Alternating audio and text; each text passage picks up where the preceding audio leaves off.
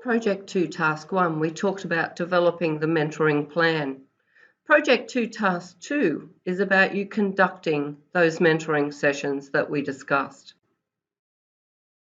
You're required to conduct a minimum of 3 mentoring sessions with your mentee for a minimum of 30 minutes per session. There are a couple of requirements in that description or instruction that I just gave you that are actually critical for a satisfactory outcome. There must be evidence of you conducting a minimum of 3 mentoring sessions, and we have templates below that you can fill in for that documentation and evidence that you will submit. Each session must be a minimum of 30 minutes per session. So if you submit 2 sessions and they're 20 minutes each, you will get a resubmit. If you submit 3 sessions of the 29 minutes each, you will get a resubmit.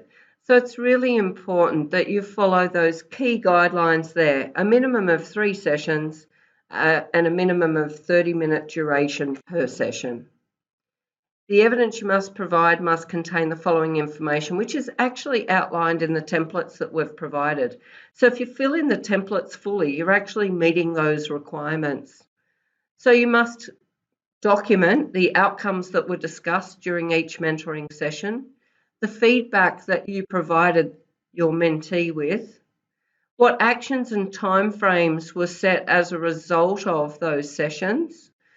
Usually at the end of a mentoring session, there's some kind of thing that the other person has to go and do back in the workplace or put into practice or go and find out. So there should always be some kind of action as a result of each of the sessions. And the communication that was undertaken during the formal meeting, such as maybe emails or phone calls. So there should be some kind of evidence of the communication that was undertaken, and it could be the communication that was undertaken between meetings. So you might have a mentoring session with somebody and say, you know what, in between now and in 2 weeks' time when we meet again, what I'd like you to do is to research a course that you could undertake in your own professional development, as an example. And then following the mentoring session, you might send them an email and say, don't forget to look up a course that you could undertake before you come to your next session. That email would be good evidence of follow-up communication between those sessions. You could also take a diary note of any kind of phone calls that you may have had with the mentee as well, and just take a screenshot of that diary note of the discussion that you've actually had with them. The important thing is the information of the communication that occurs both during the meeting and following the meeting should all be documented. Again, remember, it's good practice to document these things so that way if somebody else had to step in and run the next mentoring session with your mentee, they are fully briefed on where you got up to. There's nothing worse than building great rapport with a mentee and sitting down and having a mentoring session with them and achieving fantastic outcomes, and then somebody else having to step in and say, so where were you up to with your previous mentor? That confidence and that rapport that you may have had with them has now been totally shattered.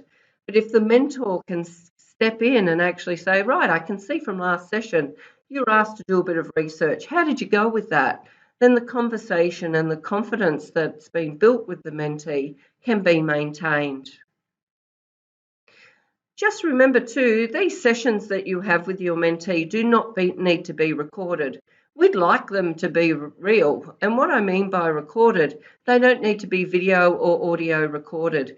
The recording should come out in the documentation that you fill in following each mentoring session. So let's have a look at those mentoring reports that you will actually fill in following each session and submit as evidence of having conducted the session. Again, your client is the organisation that you or they work for. The mentor would be obviously their name, and the mentee is their name and the mentor is your name.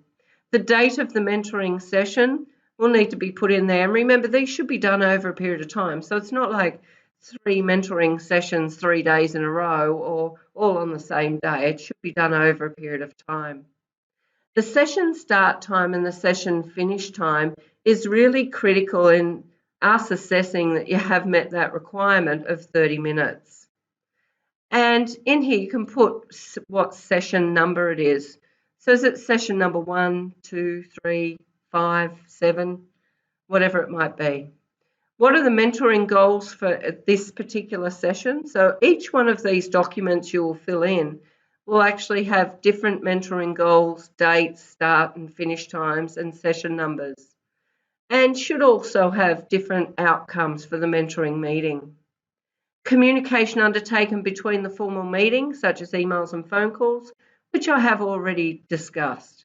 And you could just put a screenshot in there if you wanted to, or submit it as an attachment. Outcomes of the mentoring meeting. This is where you will document what kinds of issues have you discussed, what kinds of issues did your mentee raise, what kind of things led to discussion, and what kinds of maybe problems or outcomes have they actually achieved. So it doesn't have to always be negative. It may actually be quite positive that they've applied for a job and they've been a finalist in a position and they've got to go back for the second interview. Maybe they're nervous about that second interview. So in the next part here where we talk about feedback provided, this is where you would give them some encouragement and support. You might even role play some interview questions with them to try and put them at ease. And you would document that in there. Actions to be undertaken. What kinds of things would you expect them to do following your mentoring session?